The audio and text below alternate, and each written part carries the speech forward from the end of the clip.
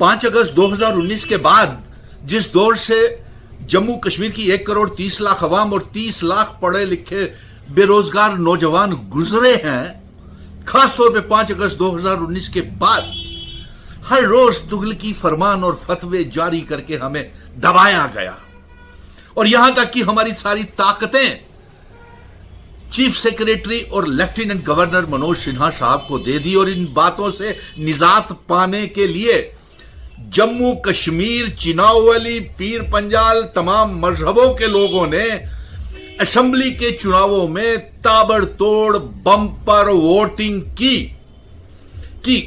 मौजूदा सरकार से निजात हासिल कर सके और जिस बर्बादी के दौर से गुजर रहे हैं उससे निजात हासिल कर सके। लेकिन फिर भी षड्यंत्र जारी है। हर रोज तमाम पॉलिटिकल पार्टीज ये दावा कर रही हैं, चाहे भारतीय जनता पार्टी हो, कांग्रेस हो, पीडीपी हो, नेशनल कॉन्फ्रेंस हो, तमाम जमातें ये दावा कर रही हैं कि अगला मुख्यमंत्री हमारा, अगला चीफ मिनिस्टर हमारा, अगली सरकार हमारी। और ऐसे में भारतीय जनता पार्टी ने एक साजिश जो रची हुई है, जो कि 5 और नए एमएलएस को नॉमिनेट करने का, चुनने का जो पावर्स जो है वो लेफ्टिनेंट गवर्नर मनोज सिन्हा को दे दी है।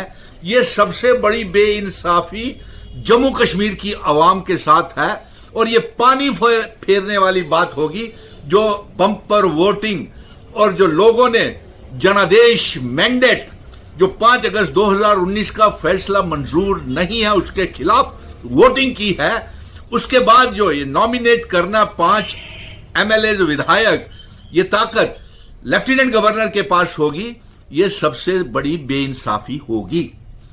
और मैं तमाम पॉलिटिकल पार्टीज को बोल देता हूं, Congress, national conference, Bharatiya Janata party, PDP, Kashmir के पार्टीज की सभी एक प्लेटफॉर्म के ऊपर आ जाएं और ये 5 एमएलए को चुनने का इख्तियार, जो अधिकार, राइट हो, वो जो भी सरकार चुनने के आए, जिसको भी वोटर्स ने मैंडेट दिया हुआ है, जिस पार्टी को भी जनादेश सरकार बनाने का मैंडेट दिया हुआ है, उसी पार्टियों को, उन्हीं गठबंधनों को या उन्हीं पार्टी को यह इख्तियार होना चाहिए कि वो 5 एमएलए जो हैं, जो एलजी ने, जो खुद नॉमिनेटेड एमएलए है, उसको इख्तियार देने का क्या मतलब है, जबकि अवाम, जम्मू कश्मीर का वोटर चुन करके एमएलए बना रहा है।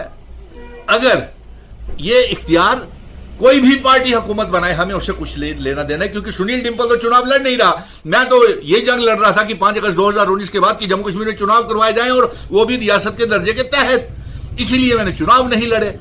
लेकिन जो भी पार्टी चुन करके आती है, बहुमत बनाती है, सरकार बनाती है, वही 5 एमएलए नॉमिनेट होने चाहिए, चाहे किसी भी पार्टी की सरकार हो। इसलिए मैं तमाम पार्टीज को कहूंगा कि जो ये मांग मैंने उठाई है कि ये नॉमिनेशन करने की 5 एमएलए की ये ताकत जो है ये पार्टियों के पास होनी चाहिए। और साथ में यह भी कह दूं कि अगर नॉमिनेट ही करने थे एलजी साहब ने एमएलए, तो चुनाव क्यों कराए? इलेक्शन कमीशन ने चुनाव क्यों कराए?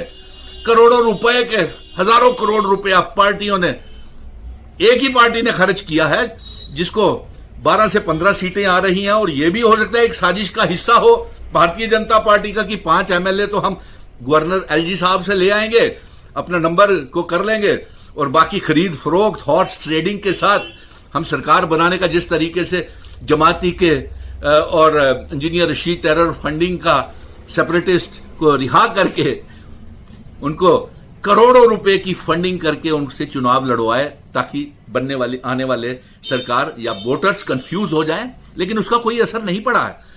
और ये जानकारी आ रही है कि 62 और 65 के बीच में नेशनल कॉन्फ्रेंस, कांग्रेस और इसके लाइक माइंडेड पार्टीज को एमएलए बन रहे हैं। नंबर 2, भारतीय जनता पार्टी जो ये जम्मू का मुख्यमंत्री बनाना चाहती है, डोगरा मुख्यमंत्री बनाना चाहती है, उस बात में कोई दम नहीं रहा, क्योंकि उनके जो पत्रकार वार्ता में उन्होंने खुद ही कह दिया कि सरकार बनाना जरूरी है, चीफ मिनिस्टर कहीं का भी बने। तो इसलिए मैं अवाम कल एक पैगाम भेज रहा हूं एलजी साहब को प्राइम मिनिस्टर साहब को, होम मिनिस्टर साहब को, कि ये जो इख्तियारात है, जो नोटिफिकेशन निकली हुई है कि 5 MLAs एलजी बनाएगा, इस नोटिफिकेशन को रद्द किया जाए बिना समय गवाए। कांग्रेस, नेशनल कॉन्फ्रेंस, पीडीपी, यहां तक कि बीजेपी और कश्मीर के संगठन भी एक मंच के ऊपर मिशन स्टेटहुड की मांग के पीछे खड़े हो जाएं। नंबर 1।